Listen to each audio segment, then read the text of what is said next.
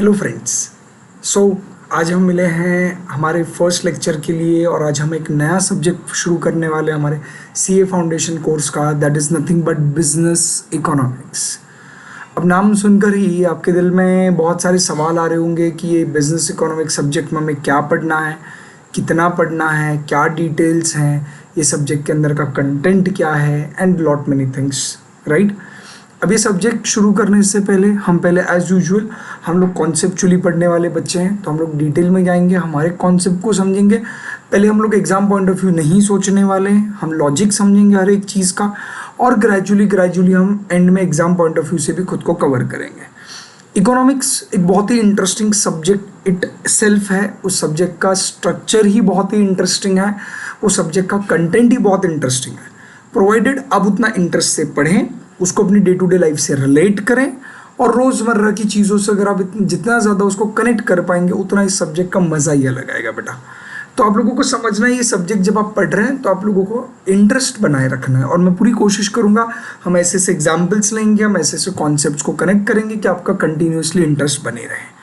ये सब्जेक्ट के बारे में शुरू होने से पहले आपको बता दूं, आपके सीए फाउंडेशन के जो 4 सब्जेक्ट्स हैं उसमें से ये सब्जेक्ट नंबर 4 आखिरी सब्जेक्ट होता है। टाइम टेबल में भी ये पेपर सबसे लास्ट होता है, और ये जो पेपर है इसके 2 पार्ट हैं, दैट इज पेपर 4 जो होता है उसके अंदर part 1 is business economics and part 2 is business commercial knowledge, BCK करके और एक पार्ट होता है। हम जो आज जो सीरीज शुरू करेंगे, हम जो लेक्चर शुरू करेंगे, that will be only related to business economics. ये समझ में आ रहा है। अब जब बिजनेस इकोनॉमिक्स की मैं बात कर रहा हूँ, ये सब्जेक्ट हमारा पेपर नंबर 4 है, और ये MCQ पेपर है, मल्टीपल चॉइस क्वेश्चन है विथ नेगेटिव मार्किंग। आपका 100 मार्क का पेपर आएगा पेपर नंबर 4, जिसमें से 60 मार्क्स के जो क्वेश्चन आएंगे वो बिजनेस इकोनॉमिक्स इस सब्जेक्ट से आएंगे, 40 मार्क्स के जो क्वेश्चन आएंगे वो बिजनेस कमर्शियल नॉलेज वाले सब्जेक्ट से आएंगे। और ये जो MCQ रहेंगी 1-1 मार्क के क्वेश्चन रहेंगे, दो टोटल 100 क्वेश्चन, जिसमें से 60 question will be related to business economics. और अगर आपको पता होगा, अगर आप सही आंसर टिक करोगे तो 1 मार्क मिलेगा, गलत आंसर करोगे तो आप लोगों का -0.25 होगा। -0.25 का क्या इम्पैक्ट है ये अगर काफ़ी लोगों को नहीं पता तो मैं एक छोटे से एग्जाम्पल में समझाता हूँ। आपके फाउंडेशन लेवल पे mathematics that is paper number 3 और paper number 4 economics and BCK ये मल्टीपल चॉइस पेपर्स हैं। ये दोनों पेपर्स के अंदर नेगेटिव मार्किंग रखी गई, और वो नेगेटिव मार्क 0.25 पर रॉन्ग आंसर्स है। अगर आपका एक आंसर रॉन्ग जाता है तो उसके पीछे 0.25 आप लोगों के मार्क्स कटने वाले हैं। तो आपको एक बैकग्राउंड समझना ज़रूरी है कि अगर नेगेटिव मार्किंग होता है तो इसका क्या कॉन्सिक्वेंस पड़ता है और उससे क्या इम्पैक्ट पड़ेगा। तो एक छोटा सा एग्जांपल अगर हम लें कि अगर आपका 100 मार्क का पेपर है, आपने 100 क्वेश्चन टिक किए, 100 क्वेश्चन को ऊपर सर्कल किया हुआ है, और वो जो 100 क्वेश्चन आपने टिक किए हुए हैं, फॉर एग्जाम्पल उसमें से अगर आपके 4 क्वेश्चन रॉन्ग हो जाते हैं और आपके 96 क्वेश्चन करेक्ट हो जाते हैं, तो अगर नेगेटिव मार्किंग ना होती तो आप लोगों को कितने मार्क्स मिलते? 96 मिलते, क्योंकि आपके 96 क्वेश्चंस करेक्ट गए हैं और 4 क्वेश्चंस रॉन्ग गए हुए हैं। तो जो क्वेश्चन रॉन्ग गए उसके उतने मार्क्स कटेंगे, जो पॉजिटिव करेक्ट क्वेश्चंस गए उनके पूरे मार्क्स आपको मिलने चाहिए। बट जहाँ पर अब हमारे CA कोर्स में जब 0.25 नेगेटिव होता है, इसका ये कॉन्सिक्वेंस है कि एक रॉन्ग के पीछे 0.25 मतलब 4 रॉन्ग के पीछे 1 मार्क। तो 100 में से अगर आपके 4 क्वेश्चन रॉन्ग जाते हैं तो 4 में 4 अगर रॉन्ग जाते हैं तो आपका 1 मार्क और कटेगा। इसका ये मतलब हो गया कि आपके 96 करेक्ट आंसर्स है तो उसके आपको 96 मार्क्स अलॉट हुए प्राइमरीली, और जो 4 रॉन्ग हुए उसका पर 0.25 के हिसाब से 1 नेगेटिव गया, तो 96 में से 1 माइनस हो गया, आपको अल्टीमेटली मार्क्स जो अलॉट हुए मिले वो 95 मार्क्स ही हुए। मतलब मैं इसको अलग भाषा में ये कह सकता हूँ कि आपके 4 गलत आंसर एक सही आंसर को डुबा बैठेंगे, आपके 4 गलत आंसर एक सही को पूरी तरीके से आपके मार्क्स खा जाएंगे, सही एक सही आंसर्स के मार्क्स। तो इस तरीके से आपके पास एक रिस्क रहता है। इसलिए जहाँ पर मल्टीपल चॉइस क्वेश्चंस में नेगेटिव मार्किंग आ जाता है, आपका इनी मिनी माइनी मो जय माता दी लेट्स रॉक वाला कॉन्सेप्ट अप्लाई नहीं होगा। आपको अगर टिक करना है तो सोच समझ के टिक करना है, ब्लाइंडली ब्लंटली किसी भी आंसर को सिलेक्ट नहीं कर सकते। ये तो डिस्कशन हो गया आपके मल्टीपल चॉइस क्वेश्चंस के बैकग्राउंड का। अब हम आएंगे हमारे सिलेबस की तरफ और समझेंगे जो 60 मार्क्स का बिजनेस इकोनॉमिक्स नाम का सब्जेक्ट है वो किस तरीके से दिया जा रहा है। अब आपके सामने मैंने मॉड्यूल रखी हुई है जो इंस्टीट्यूट आपको बुक प्रोवाइड करता है, और उसके अंदर का हम प्राइमरीली जो डिस्कशन करेंगे वो हम लोग इंडेक्स के ऊपर डिस्कशन करेंगे कि आपके सिलेबस में एग्जैक्टली क्या कंटेंट है, और क्या पूछा जाएगा या सिलेबस किससे डील करता है, क्या ये हमारे 12th स्टैंडर्ड के सिलेबस से मैच होता है नहीं होता, क्या इसका कितना करेक्ट है। तो एक अच्छे से माहौल बनाएंगे, एक अच्छे से बैकग्राउंड बनाएंगे और कॉन्सेंट्रेशन से पढ़ेंगे। क्या सब मेरे साथ है? चलें कर दें शुरू।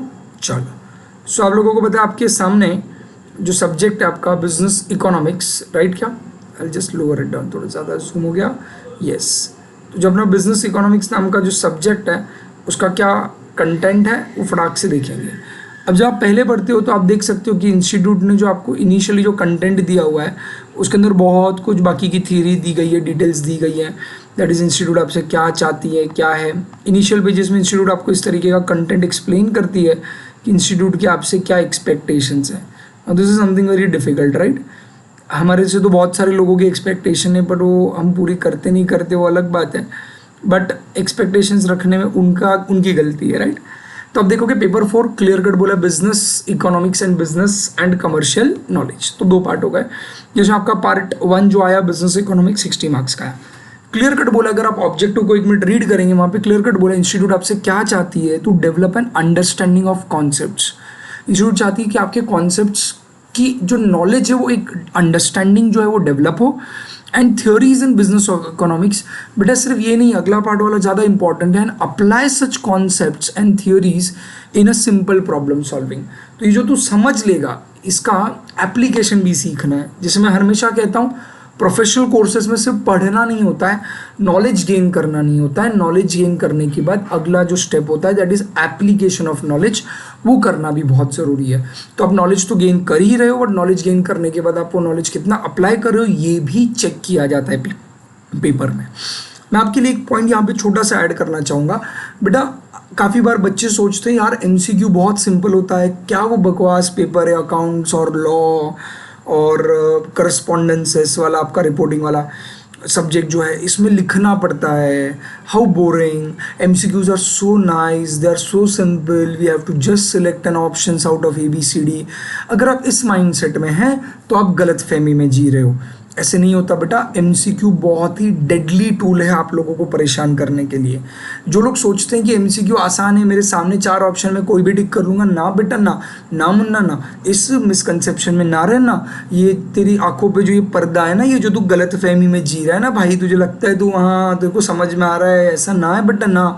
ये सब तुझे तेरे आंखों के ऊपर का पर्दा खुलेगा, तेरी आंखें खुलेंगी और तुझे एक दिन समझेगा जब तू इस चैप्टर इकोनॉमिक्स के जब पेपर अटेम्प्ट करेगा ना, मॉक टेस्ट देगा, क्लास टेस्ट देगा, जो मैं तेरी कंडक्ट करूँगा ना बेटा, तब तेरे को समझ में आ जाएगा कि तू जिस ख्याली पुलाव बना रहा है ना वो होता ही नहीं है, ऐसा कुछ होता ही नहीं है। एमसीक्यू उल्टा और डिफिकल्ट है।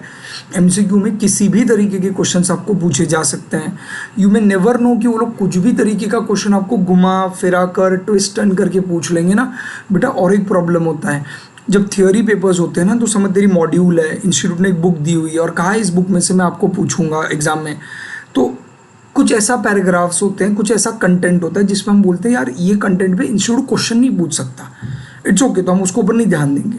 बट जब एमसीक्यू की बारी आती है ना बेटा, तेरे पूरे किताब में से ना कौन से पैराग्राफ के कौन से लाइन में से कौन से शब्द पे तेरे को एमसीक्यू बना के दे देंगे ना, तो खुद परेशान हो जाएगा, चक्कर आ जाएगा, सर पकड़ लेगा जब तू देखेगा ऐसा भी एमसीक्यू आ गया।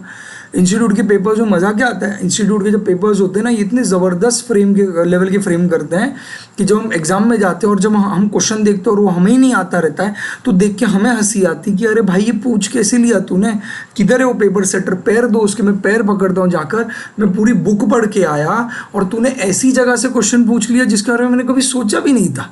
काफ़ी बार ऐसा होता है कि ऐसा क्वेश्चन मिलता है आपको पेपर में जो क्वेश्चन की लाइन तो पढ़ी हुई रहती तूने, मतलब जो तूने पढ़ा है वही क्वेश्चन है।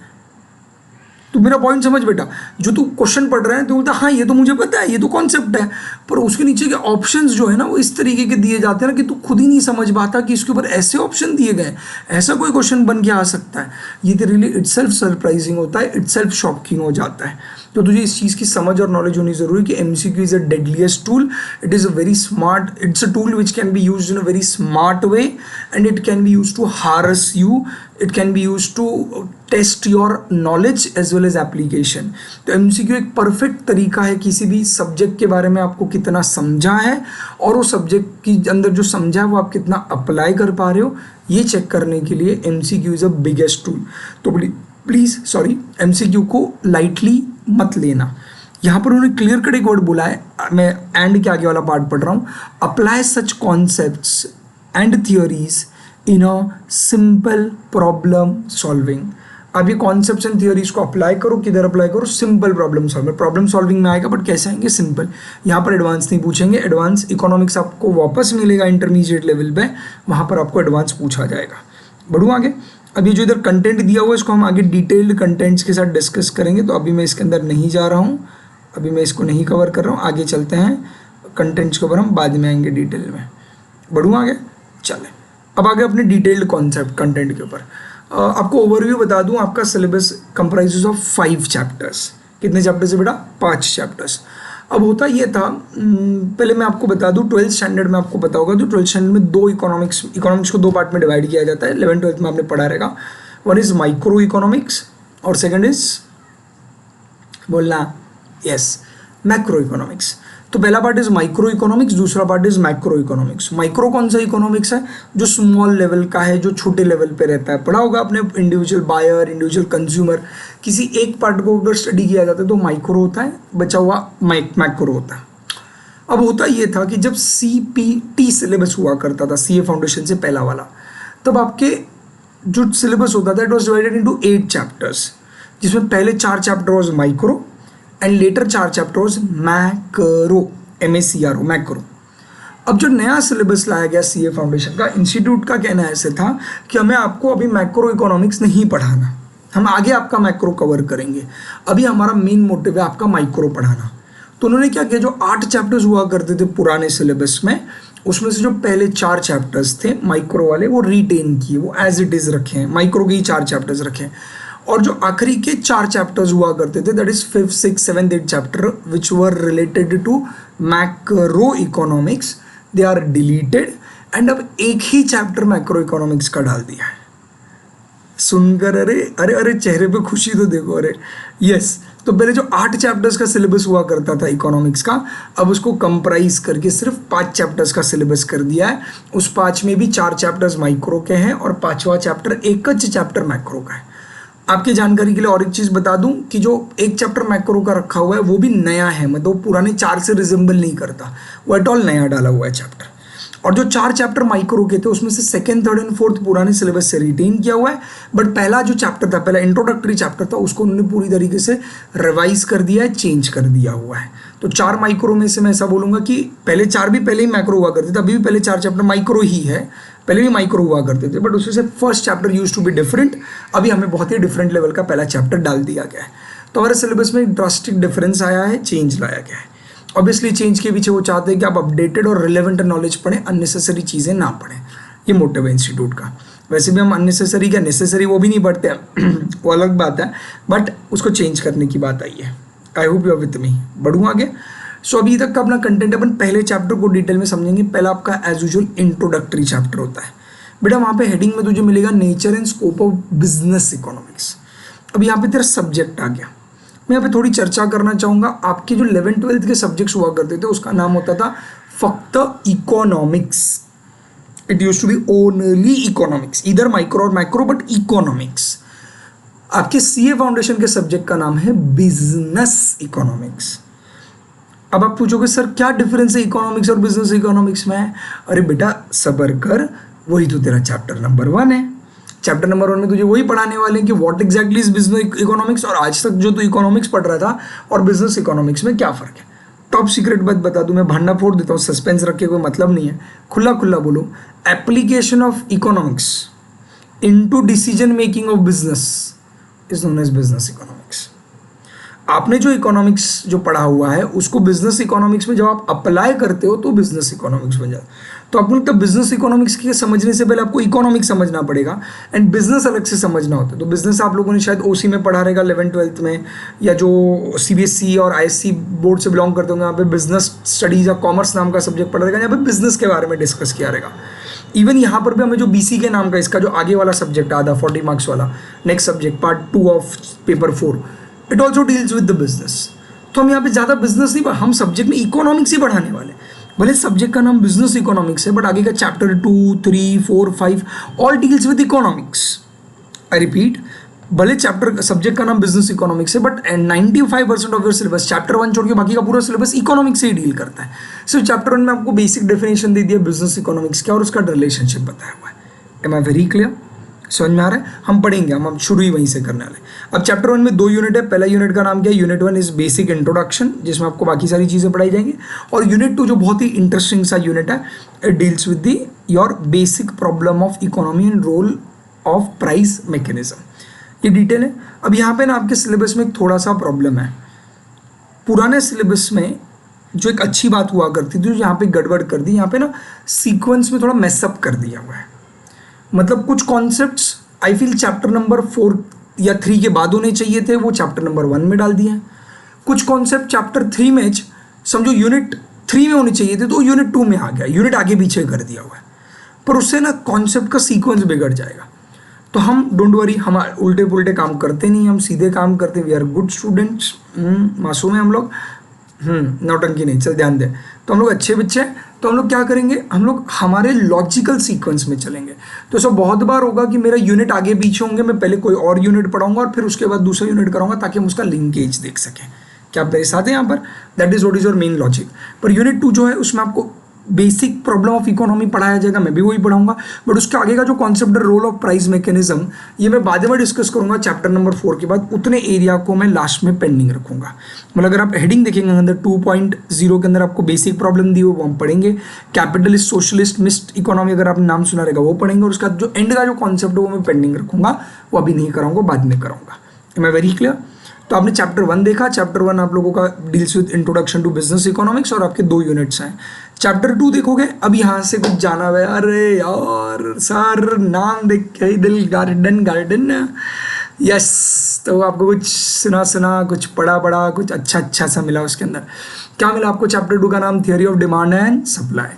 वापस don't get into overconfidence. आपने जो 11th में पढ़ा या 12th में जो पढ़ा रहेगा आप लोगों ने टेक्निकली, ये 12th के सिलेबस से कंप्लीटली रिजेंबल नहीं करता। हाँ, मैं कह सकता हूँ 50-60% यही है, बट जो 30-40% अलग है ना, वही पढ़ना है। और ट्रस्ट मी, वो जो अलग है उसी पे ही ज़्यादा क्वेश्चंस आते हैं। तो जो रिपीटेड पार्ट है उस पे नहीं, जो अलग वाला पार्ट है उस पे आएंगे। और ट्रस्ट मी, एमसीक्यूज क्या लेवल के पूछेंगे, किस लेवल तक दिमाग लगाएंगे, आप इमेजिन तक नहीं कर सकते। यस, तो कॉन्सेप्ट अच्छे से पढ़ना। मैं एक एक चीज़ को आपको लगेगा सर इतना सिंपल है, हमें समझ में आ गया। लॉ ऑफ डिमांड में सुना है हमने, 12th में आता है, जिनका 12th हो चुका है उनके लिए। Law of demand, law of supply पढ़ लिया, इलास्टिसिटी पढ़ लिया, बट ना मुन्ना ना, नहीं, बिल्कुल हवा में नहीं, पैर ज़मीन पे रखना। हमने भले पढ़ा होगा, वो पढ़ना है, बट एक नए दृष्टिकोण से, नए एंगल से, नए पर्सपेक्टिव से पढ़ना है। और उसका एप्लीकेबिलिटी मोर ओवर समझना है एडवांस लेवल पे। तो जब आप बेसिक्स को एडवांस में लेके जाते हो, तो बेसिक्स एक बार वापस ब्रश अप करने पड़ते हैं। तो हम यहाँ पर वही करने की कोशिश करेंगे, बेसिक्स को वापस ब्रश अप करने की। मुझे आपके साथ की बहुत ज़्यादा ज़रूरत होगी। बढ़ूँ आगे? तो आपका पहला आ गया यूनिट 1, नाम में ही छुपा है, law of demand and elasticity of demand.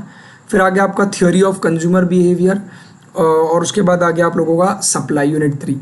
जिन लोगों को याद होगा 12th स्टैंडर्ड बोर्ड में उल्टा सीक्वेंस होता था, पहले कंज्यूमर बिहेवियर आता था, फिर डिमांड एंड इलास्टिसिटी करा देते हैं, फिर सप्लाई करते। यहाँ पे पहले इन्होंने डिमांड करा दिया, कंज्यूमर बिहेवियर बाद में करा, फिर सप्लाई कराया। But as I said, correct sequences, पहले हम यूनिट 2 पढ़ेंगे, थियोरी ऑफ कंज्यूमर बिहेवियर पढ़ेंगे, लॉ ऑफ डीएमयू जैसे लॉस पढ़ेंगे, फिर हम आएंगे आपके डिमांड एंड इलास्टिसिटी के ऊपर, और लास्ट में सप्लाई एंड इट्स इलास्टिसिटी पढ़ेंगे। तो ये 3 यूनिट्स हम बाद में कवर करेंगे। दैट इज चैप्टर 2 के 3 यूनिट्स हैं। क्या इधर तक सब मेरे साथ हैं? आ जाओ मैं चैप्टर 3 के ऊपर। चैप्टर 3 आ गया आपका theory of production and cost. भैया मार्क कर लिए, ये तो तेरा है ना दिल दहलाने। मैं मार्क करता हूँ, चैप्टर नंबर 3 और चैप्टर नंबर 4 है ना, मार्केट में 90% बच्चों को है ना नहीं समझता।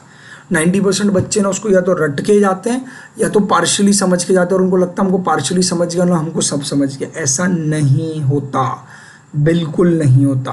हम इनको इतना डिटेल में और इतना मज़ेदार तरीके से पढ़ेंगे, ट्रस्ट में। चैप्टर 3 एंड चैप्टर 4 जो दुनिया भर का वीक पॉइंट रहेगा, वो हमारा स्ट्रॉन्ग पॉइंट बनेगा, ये मेरी गारंटी है। सो मेक श्योर आप अच्छे से पढ़ें और मेरे साथ कनेक्ट करके चलेंगे। मैं डिटेल में समझाऊंगा, आपको मेरे साथ डिटेल में बने रहना पड़ेगा। चैप्टर नंबर 3 का बैकग्राउंड दे देता हूँ। आपने चैप्टर नंबर 2 जो देखा था, it was from the point of view of consumer. Consumer का बिहेवियर क्या रहता है, कंज्यूमर का कंजम्पशन कैसे होता है। तो आपको होता है consumers consumption is entirely dependent on utility. If a consumer is going to find utility in a particular commodity, he is going to demand it. तो utility and demand was moreover related to consumer. Chapter 2 के unit 3 में जो supply के बारे में बोला गया वो प्रोड्यूसर के पॉइंट ऑफ व्यू से होता है. डिमांड कंज्यूमर का डिपार्टमेंट है, तो सप्लाई करना सप्लायर का, प्रोड्यूसर का डिपार्टमेंट है. Isn't it so? तो सप्लायर कैसे सप्लाई करेगा, वो वहां पर पढ़ना है. जब वो मार्केट में सप्लाई देखेगा कि उसको इतना सप्लाई करना है, तो उसको अल्टीमेटली अपना प्रोडक्शन डिसाइड करना पड़ेगा. मार्केट में जैसे डिमांड हो रही है, वो उसको देख के अपना सप्लाई डिटरमाइन करेगा. सप्लाई डिटरमाइन कहाँ से होगा? Depending upon its production. तो अल्टीमेटली उसको आके प्रोडक्शन करना पड़ेगा. और तू कितना प्रोड्यूस करेगा, क्या तूने ज़्यादा प्रोड्यूस करना चाहिए, कम प्रोड्यूस करना चाहिए, it everything depends on the also cost. But there are also non cost factors also. काफ़ी जगहों पे कॉस्ट भी एक फैक्टर नहीं होता, और भी फैक्टर्स होते हैं जो डिटरमाइन कराते हैं कि हम प्रोडक्शन कितने टाइम में कितना कर पाएंगे. जैसे छोटा सा एग्जाम्पल, फिलहाल ये चल रहा था, लॉकडाउन चल रहा था, इश्यूज चल रहे थे कोरोना की वजह से. तो हमने देखा था इस पूरे सिनेरियो के अंदर पीपीई वाले जो मटेरियल्स होते थे आप लोगों के, राइट, पर्सनल किट्स जो लगती थी डॉक्टर्स के लिए, इक्विपमेंट्स लगते थे, पर्सनल प्रोटेक्शन इक्विपमेंट्स. इवन हमने देखा वेंटिलेटर्स का शॉर्टेज था हमारे पास. इवन हमने देखा टेस्टिंग किट्स की शॉर्टेज थी हमारे पास. क्या जो मैन्युफैक्चरर्स थे जो वेंटिलेटर्स पीपीई ये सब बनाते थे, क्या वो प्रोडक्शन अपना बढ़ा सकते हैं? वो देख रहे हैं मार्केट में डिमांड बहुत ज़्यादा हो चुकी है, उनको उसको डिमांड को मीट करने के लिए अपना सप्लाई बढ़ाना पड़ेगा. टेस्टिंग किट की इतनी ज़्यादा डिमांड थी, पीपीई की इतनी ज़्यादा डिमांड थी, वेंटिलेटर्स की इतनी ज़्यादा डिमांड थी. मार्केट में इन सब चीज़ों की अचानक डिमांड बढ़ गई. अब ये मार्केट में इतनी सारी चीज़ों की जो डिमांड है, इनकी सप्लाई मीट करने के लिए जो मैन्युफैक्चरर्स थे, जो प्रोड्यूसर्स थे, उनको उतना प्रोडक्शन करना पड़ेगा सप्लाई मीट अप करने के लिए.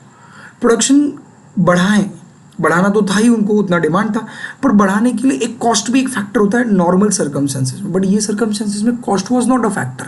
भले महंगा जाएगा, फिर भी उनको प्रोडक्शन करके पहुंचाना जरूरी था. गवर्नमेंट में भी ज़्यादा रेट पे खरीदने के लिए भी तैयार था वो टाइम पे, पर बनाना जरूरी था. पर फिर भी बहुत लेट हो गया इंडिया में. कुछ जगहों पे मैं बोलूँगा गवर्नमेंट की ब्यूरोक्रेसी में थोड़ा कमी रह गई, वो समझ नहीं पाए इतने बड़े पैंडेमिक को इमीडिएटली कैसे हैंडल करें. और कुछ जगहों पे मुझे लगता है कि जो नेचुरल फैक्टर है कि भाई आप अचानक सडन किसी को बोलोगे कि प्रोडक्शन बढ़ाए, तो सडनली नहीं बढ़ा सकता. He will take some time यार. उसको रॉ मटेरियल अरेंज करना है, लेबर्स लोगों को अरेंज करना है, ट्रेनिंग देना पड़ेगा, लेबर फोर्स बढ़ानी पड़ेगी, शायद में भी और मशीनरीज खरीदनी पड़े. या दिन में अगर वो 2 शिफ्ट में काम करते हैं तो 3 शिफ्ट में, आपको समझता है 8-8 घंटे की शिफ्ट होती है. तो नॉर्मली फैक्ट्रीज में जो लेबरर्स होते थे work in 2 shift, that is 8 + 8 16 hours में काम करते हैं. पहले एक शिफ्ट में कुछ और लोग काम करेंगे, दूसरा 8 घंटे की शिफ्ट में शायद कोई और लोग काम करेंगे. तो मे भी वो 2 से 3 शिफ्ट में जाएगा. भाई 4 शिफ्ट नहीं हो, कम होने 4 शिफ्ट में 8-8 24 घंटे हो गए ना भाई.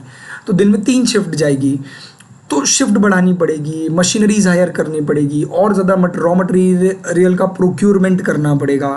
तो ये सारी चीज़ें they can't do it with in sudden stick. अचानक बोल दिया चाहिए, बढ़ा नहीं सकते. तो production is dependent on various factors. Obviously मैं प्रोडक्शन बढ़ाऊंगा या कम करूंगा, ये डिपेंड बहुत सारे फैक्टर्स पे करेगा, जिसमें से कॉस्ट भी एक फैक्टर है जिसको हम डिनाई नहीं कर सकते. क्या आप मेरे साथ है? तो आपको यहाँ पर कौन सा ऑप्शन आ गया? That is theory of production and cost आ गया. डन. तो उसके अंदर आप यूनिट 1 देख सकते हो. Unit 1 deals with theory of production, unit 2 deals with obviously theory of cost. These both the units, मतलब entire chapter 3 is from the producer point of view. And chapter 2 के पहले 2 यूनिट कंज्यूमर के और 3rd unit is producer. मतलब consumer के लिए consumer behaviour और demand है, प्रोड्यूसर के लिए सप्लाई, प्रोडक्शन और कॉस्ट. ये 3 चीज़ें आके रुकती हैं. Am I very clear? समझ में आ रहा है थोड़ा सा? तो अब आपको ये डिटेल में पढ़ना है. फिर चैप्टर नंबर 4 आता है आप लोगों का, which is a last chapter of micro economics. Syllabus का लास्ट नहीं है, माइक्रो इकोनॉमिक्स का आखिरी चैप्टर है. तो चैप्टर नंबर 4 क्या आ गया तेरा? Meaning and types of market. ये हमारा फेवरेट मार्केट. आपने सुना होगा अगर कभी, तो मार्केट के अलग अलग तरीके होते हैं, टाइप्स होते हैं. तो भाई मार्केट के अलग अलग टाइप मतलब क्या? अपनी लोकल मार्केट ना रे बाबा, शेयर मार्केट भी ना रे बाबा. It's a general term. Market मतलब मार्केट. अरे मार्केट मतलब क्या? मार्केट. अरे तेरे को इतना भी नहीं आता मार्केट? अरे एग्जैक्टली. मार्केट मतलब क्या? A place where buyer and seller come together.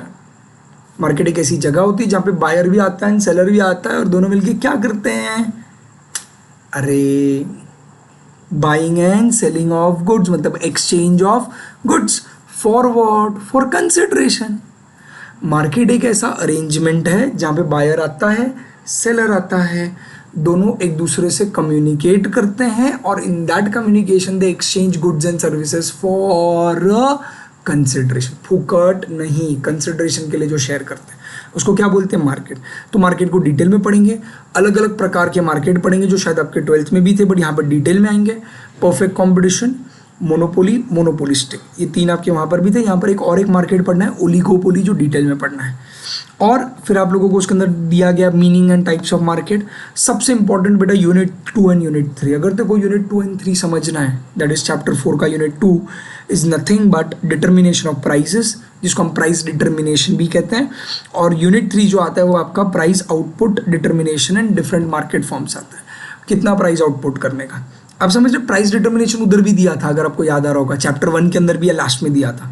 तो मैंने आपको वही कहा, ये गड़बड़ करके रखा है इन्होंने, इधर उधर मिक्सअप करके रखा है।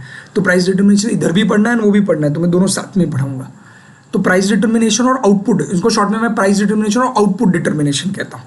ये 2 चीज़ें आपको यूनिट 2 एंड यूनिट 3 में पढ़नी। अगर देखो यूनिट 2 यूनिट 3 पढ़ना है और समझना है तो देखो चैप्टर 1 से लेकर चैप्टर 4 के यूनिट 1 तक की सब चीज़ें क्लियर होनी चाहिए। अगर तेरा पिछला ये पूरा बेसिक क्लियर है तो ही तुझे यूनिट 3 और unit 2 of obviously chapter number 4 समझ में आएगा, अदरवाइज तू नहीं समझ पाएगा। एमसीक्यू तो दूर की बात हो गई, इतना आराम से मत लेना, बहुत कुछ पढ़ना है इसके अंदर। And coming to the last chapter which deals with the macro economics, एक चैप्टर जिसका नाम है बिजनेस साइकिल। ये सुना सुना लग रहा है and it is going to be very interesting, जहाँ पर आप रिसेशन, डिप्रेशन, सुना है कभी गलती से, इन्फ्लेशंस क्यों आते हैं, इन्फ्लेशनरी साइकिल्स क्या है, रिसेशन कब होता है, डिप्रेशन कब होता है, सुना है कभी, बूमिंग इकोनॉमी ऊपर चली जाती है, ये सारी चीज़ें कब होंगी इसके बारे में हम डिटेल में यहाँ पर पढ़ेंगे। I hope you getting it. तो it's quite you can say that एक 200 सवा 200 पेजेस की आपकी बुक है, छोटी छोटी बुक है, बड़ी बात नहीं, 200-250 पेजेस की बुक है जिसमें बहुत कुछ पढ़ने जैसा है, बहुत कुछ समझने जैसा है और बहुत कुछ इसमें कवर करने जैसा है। क्या आप समझ पा रहे हो? So this is going to be the fun and interesting part of our syllabus. Economics हम बहुत ही ज़्यादा कंसेप्चुअल जाएंगे, बहुत ही नई नई चीज़ें देखेंगे, तब तक आप लोगों को बने रहना है। Am I very clear? ये समझ में आया क्या इधर तक? चलें। So this was all about the introduction of your index and the syllabus. Coming lecture में हम लोग चैप्टर नंबर 1 के साथ शुरुआत करेंगे, तब तक बने रहें। Most importantly stay home, stay safe, have a nice time, bye bye, take care.